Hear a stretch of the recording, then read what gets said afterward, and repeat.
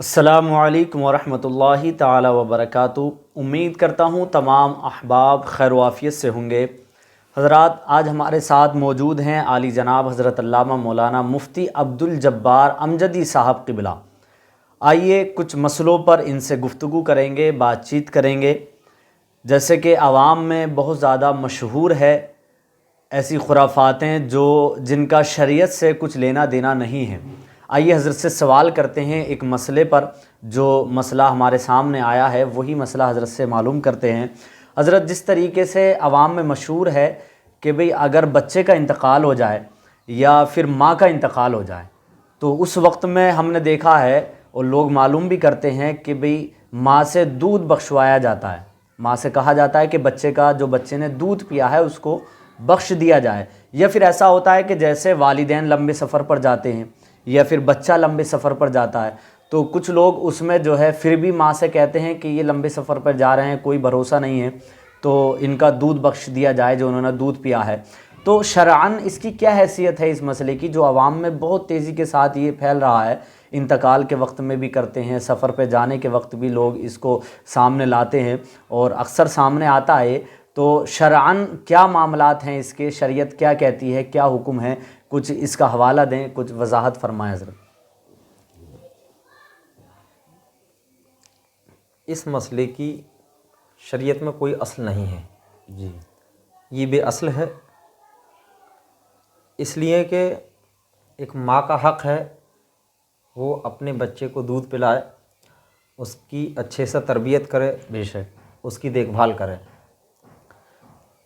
اب جو لوگ یہ سمجھتے ہیں کہ اگر بچے کا انتقال ہو گیا ہے تو ماں پر واجب ہے کہ اس کو دودھ بخشے، یا ان کے ذہن میں یہ ہے کہ اگر میں بچے کا دودھ نہیں بخشوں گی تو قیامت میں اس سے مطالبہ کیا جائے گا جی، کہ تو نے اپنی ماں سے دودھ کیوں نہیں بخشوایا، یا اس کو کوئی سزا ملے گی، یا یہ جی جی جنت میں داخل نہ ہو سکے گا۔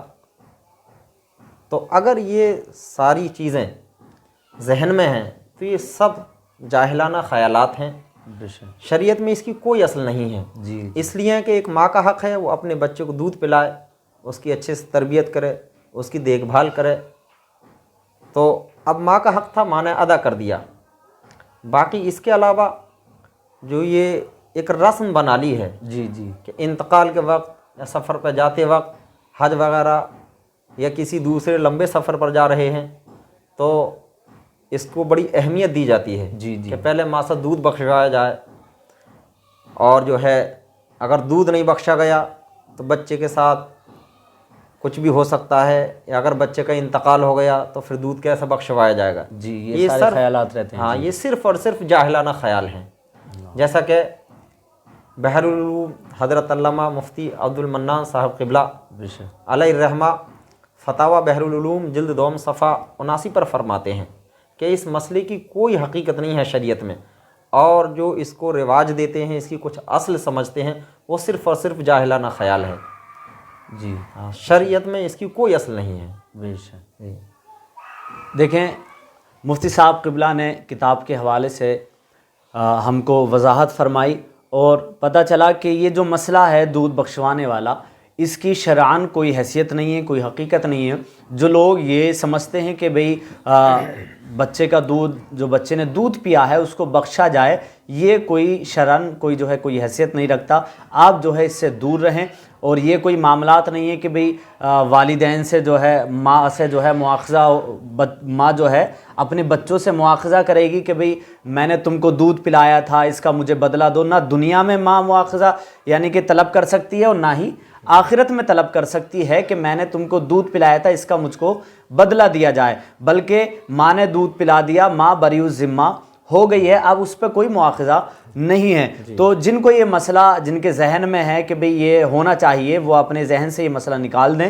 یہ بالکل ایک غلط فہمی ہے، اور جن لوگوں کو معلوم نہیں ہے ان تک بھی یہ مسئلہ پہنچائیں تاکہ ان کو یہ جانکاری ہو جائے کہ یہ دودھ بخشوانے والا جو معاملہ ہے یہ بالکل شریعت میں منع ہے، کوئی اس کی حیثیت نہیں ہے۔